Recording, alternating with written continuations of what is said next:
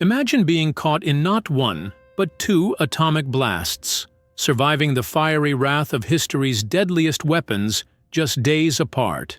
Meet Tsutomu Yamaguchi, a Japanese engineer whose life became a staggering tale of resilience and sheer, improbable luck. In August 1945, as World War II neared its end, he stood less than 2 miles from ground zero in Hiroshima when the first bomb turned the world white-hot. Miraculously alive, he staggered home to Nagasaki, only to face a second mushroom cloud 3 days later. From a ditch in Hiroshima to a shattered office in Nagasaki, Yamaguchi's story defies belief, weaving a thread of survival through a nightmare of destruction. Branded the unluckiest lucky man, he endured horrors that haunt the imagination, yet lived to 93, leaving a legacy etched in the annals of war. This is no ordinary war story. It's a jaw-dropping testament to human endurance against unimaginable odds. Let's hear the details of this strange story. On the morning of August 6, 1945, Tsutomu Yamaguchi, a 29-year-old engineer for Mitsubishi Heavy Industries, found himself in Hiroshima, a city unknowingly teetering on the edge of oblivion. Just 1 month shy of World War II's end, he had completed a grueling 3-month assignment designing oil tankers and was eager to return home to Nagasaki, where his wife and newborn son awaited. As he prepared for the long train journey, a sudden realization struck. He'd forgotten his hanko, a crucial identification stamp ubiquitous in Japan at the time. Retracing his steps to retrieve it, he unknowingly altered his fate. Mid-journey back, a low rumble pierced the air, and Yamaguchi glanced skyward to see an American B-29 bomber slicing through the clouds. Moments later, a small object drifted down on twin parachutes, an innocuous sight that belied its catastrophic power. Before he could fully process it, the world erupted in a blinding magnesium-white flash as Little Boy, the first atomic bomb, detonated less than 2 miles from where he stood. With split-second instinct, Yamaguchi dove into a nearby ditch, shielding himself just as a sonic boom shattered the air and debris eclipsed the sun. When he awoke, darkness lingered, his eardrums ruptured, his face and arms seared by burns. Yet, against all odds, he was alive. Around him, Hiroshima lay in ruins. 30% of its population, some 66,000 souls, perished instantly, with tens of thousands more doomed to succumb in the aftermath. Dazed but driven, Yamaguchi checked his legs, murmuring to himself, "If I stay here, I'll die." 2 hours later, he resumed his trek toward the shipyard, navigating a city transformed into a smoldering graveyard.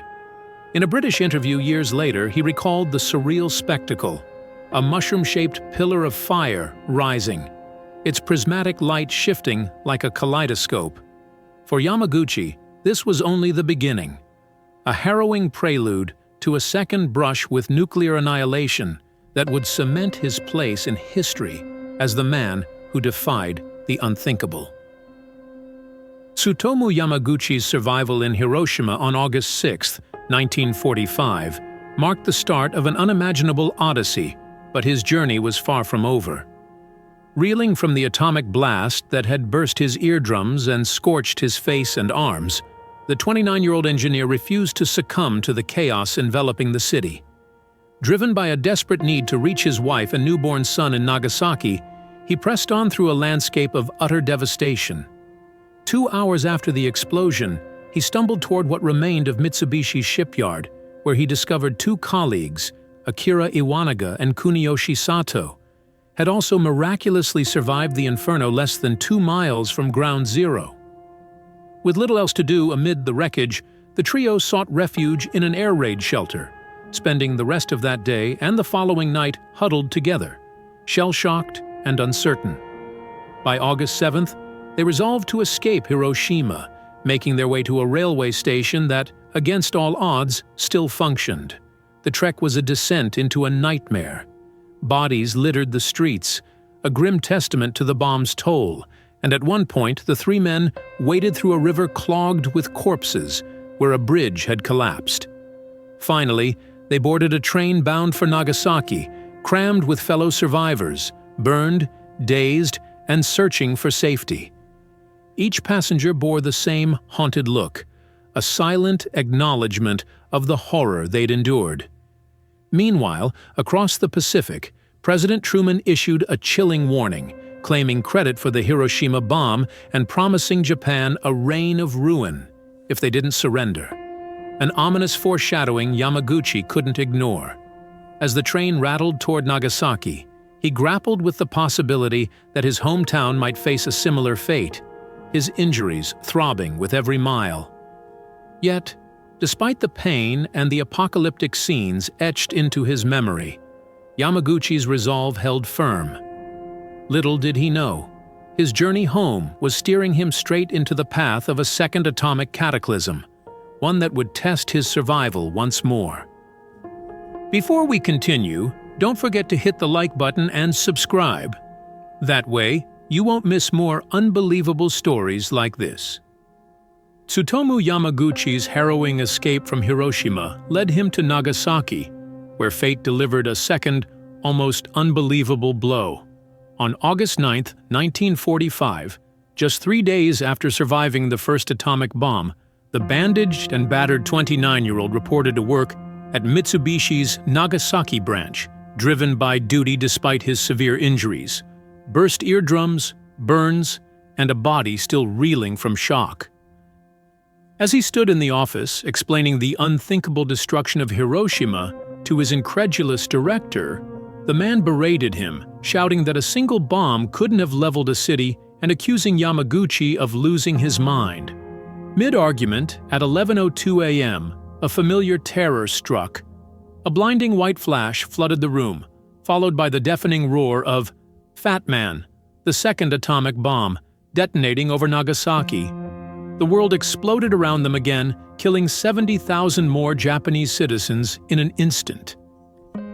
Yamaguchi, caught in the chaos just miles from ground zero for the second time in 3 days, later confessed a fleeting, surreal thought.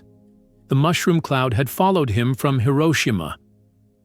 Ignoring his director's cries for help amidst the shattered office, he clambered through a broken window and ran, fueled by a desperate need to reach his wife and infant son. Miraculously, he found them alive at home, shaken but spared serious harm beyond minor cuts and bruises from flying debris. Exhausted and gravely injured, Yamaguchi collapsed, his body succumbing to the toll of dual atomic exposure. For the next week, he hovered between life and death, his fever spiking and untreated wounds festering in a city where the hospital lay in ruins, obliterated by the blast. No medical aid reached him amid the chaos, yet his will to survive endured. When he finally awoke, it was August 15th, the day Japan announced its surrender, ending World War II. Cheers and cries filled the air, but for Yamaguchi, the sound was a distant echo, muffled by the silence of his deafened ear and the weight of a nightmare only he could fully comprehend. Tsutomu Yamaguchi's survival of 2 atomic bombs left an indelible mark on his life and legacy, stretching far beyond the chaos of August 1945. After collapsing in Nagasaki on August 9th, he lingered near death for a week, untreated as the city's hospital had been destroyed, his fever soaring and wounds burning from radiation exposure. Japan's surrender on August 15, 1945, greeted by cries and cheers, roused him from his delirium, marking the war's end and his improbable survival. Recognized as a hibakusha, a survivor of the bombings, he faced lasting scars, deafness in his left ear, cataracts, and acute leukemia, while his wife succumbed to kidney and liver failure at 88 from radiation poisoning, and his son died of cancer at 59, a tragic echo of his infant exposure.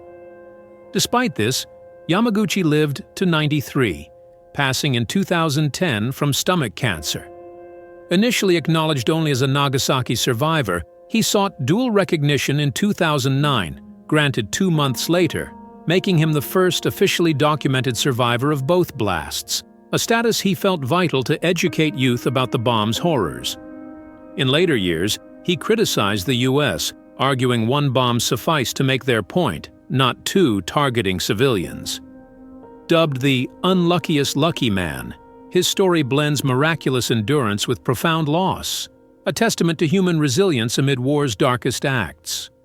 While 165 others survived both bombings, Yamaguchi's formal recognition and outspoken reflection, calling the civilian toll unjustifiable, cemented his place in history.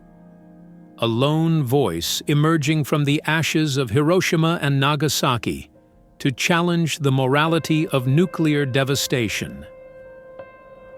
This was just one of many incredible moments in history. Subscribe now and hit the bell icon so you never miss another one.